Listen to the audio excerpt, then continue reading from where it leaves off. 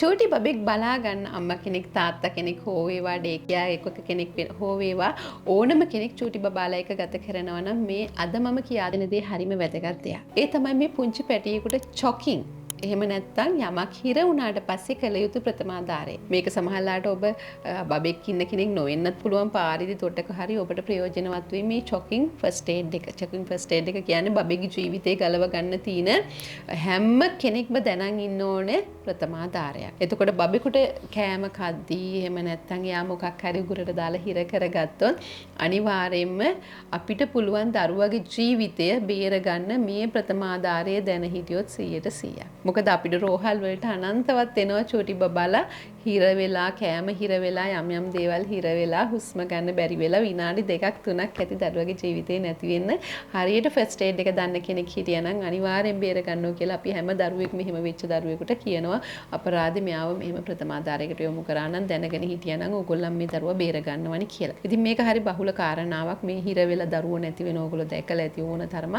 ඉතින් ඒක නිසා හැම කෙනෙක්ම මේ ප්‍රථමාධාරය දැනගෙන ඉන්න ඕනි. තාම සරල දෙයක්. මම අද කියා දෙන්නේ අතේ දරාගත හැකි පුංචි බබෙක් ටිකක් ලොකු බබාලා නෙමෙයි ලොකු බබාලාට ප්‍රථමාධාරය වෙනස්.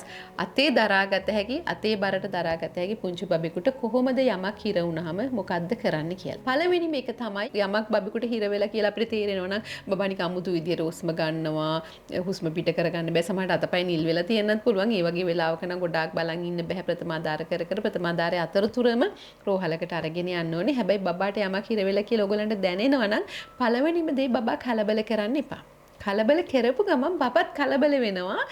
ගාලා හයියෙන් හුස්මක් කරන් අර ගිහිර වෙච්ච දේ තවත් උඩට ගිරිනවා. එතකොට ශ්වසන මාර්ගය දිගේ ඇතුළට ගියොත් ලොකු ප්‍රශ්නයක් වෙනවා. ඒක නිසා එහෙම කලබල කරන්න එපා. හැබැයි ඕනම බබෙක් චොකින් අවස්ථාවක ඉන්නවා නම් හිර වෙලා යම් කිසි දෙයක් ඉන්නවා නම් හැකි ඉක්මනින් දුරකථන ඇමතුමක් දීලා කාට හරි කියන්න වෛද්‍ය ප්‍රතිකාර මධ්‍යස්ථානයකට බබා ගෙනියන්න ඉක්මනට වාහනයක් ලෑස්ති කරන්න කියලා බබා ප්‍රථමාධාරයෙන් සුව වුණත් නොවුණත් ඒක කරලා ඉන්න. මොකද අපි දන්නේ බබා මේ ප්‍රථමාධාරයෙන් ගැලවෙයිද නැද්ද කියලා. ඒක නිසා අනිවාර්යෙන් හැකි ඉක්මනින් ගෙනියන්න ඕනේ බබාව ලෑස්ති කර ගන්න ඕනේ ගෙනියන්න. ඒ අතරතුර ඔන්න අපි ප්‍රථමාධාරය පටන් ගන්නවා.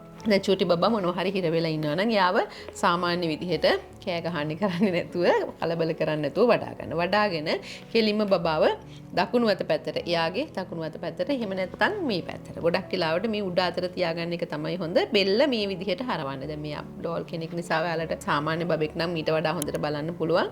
මේ විදිහට ඔළුව පැත්තකට හරවලා එයාට කටින් මොනවා හරි එනවා නම් සෙම මොනවා හරි එනවා නම් එළියට දාන්න අවස්ථාව තියලා අතේ දරාගත හැකි පුංචි බබෙක් නම් අපි කරන්නේ අපේ අල්ල එයාගේ චෙස්ට් එකට.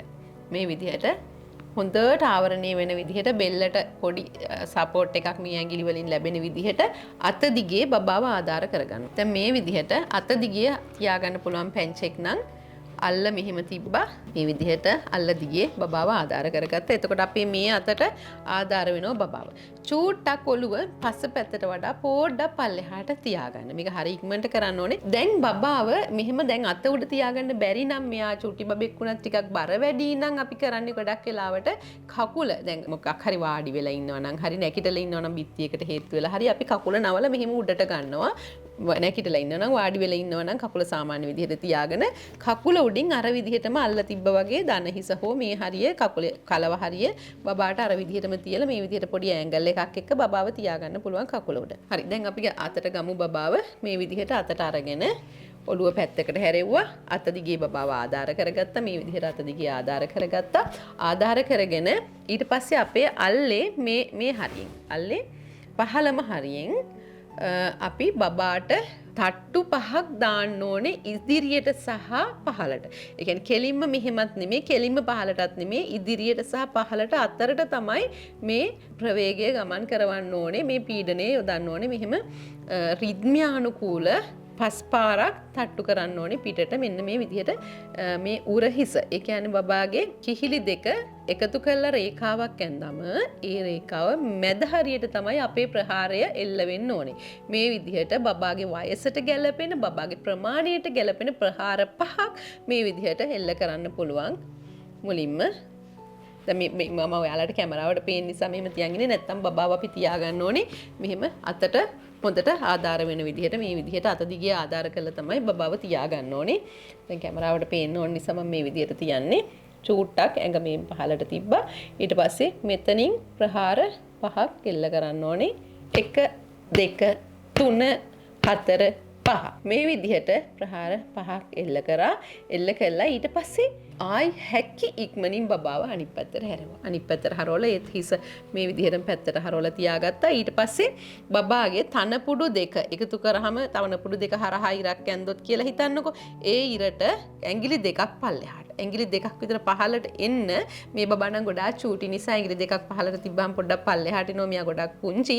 නමුත් සාමාන්‍ය බබෙක්ගේ ඇඟිලි දෙකක් පහළට තියපු ගමන් අපි දන්නෝ මෙතන හුරපතු එතෙන්ට පෙනහල්ලට හරියටම මේ පෙනහලට සහ හાર્ට් එකට උත්තේජන ලබා දෙන්න පුළුවන්.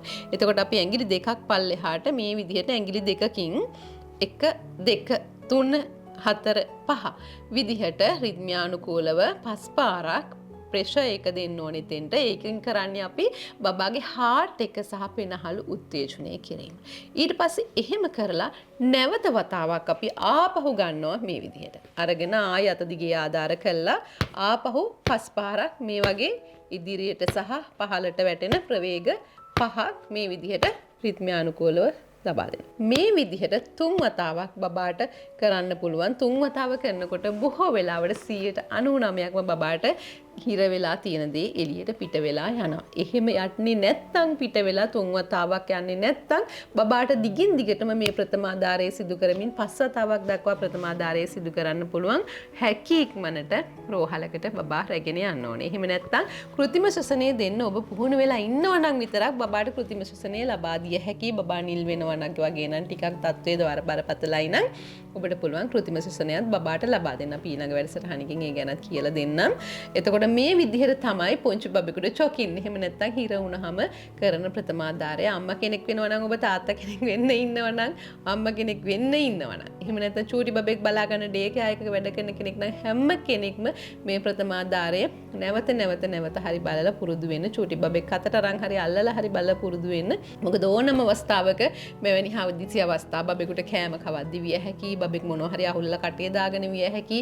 ඒ වගේ අවස්ථාවල හරියට බබාලා රෝහල් වලට ගේනවා හුස්ම නැතුව. ඉතින් ඒක නිසා හරිම භයානක කරතන්දරයක් මේක බහුලව සිද්ධ වෙන ප්‍රශ්නයක්. ඒ නිසා හැම කෙනෙක්ම චොකින් ෆස්ට් ඒඩ් එක දැනගෙන ඉන්න ඕනේ. ඉතින් අද අපි කතා කරේ පුංචි බබෙකුට යමක් හිර වුණාම කොහොමද ප්‍රථමාධාරය දෙන්නේ, තා සරල ප්‍රථමාධාරයක් ලබා දෙන්නේ කොහොමද කියන එක.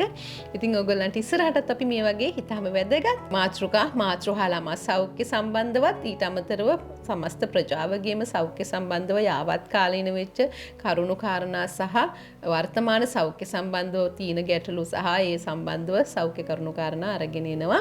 විශේෂයෙන්ම සෞඛ්‍ය සම්බන්ධව ඉගෙන ගන්න අයට, ඒ වගේම අම්මලට තාත්තලට සහ සෞඛ්‍ය සම්බන්ධව දැනගන්න කැමති ඕනම කෙනෙකුට මේ අපේ නාලිකාවට ඇවිල්ලා ඊටාම විශ්වාසයෙන් සහ වගකීමෙන් යුතුව මේ විෂය පත්‍ය දැනගන්න පුළුවන්. ඉතින් අපි ආරාධනා කරනවා හැමෝටම රැඳිලා ඉන්න අපේ නාලිකාවත් එක්ක.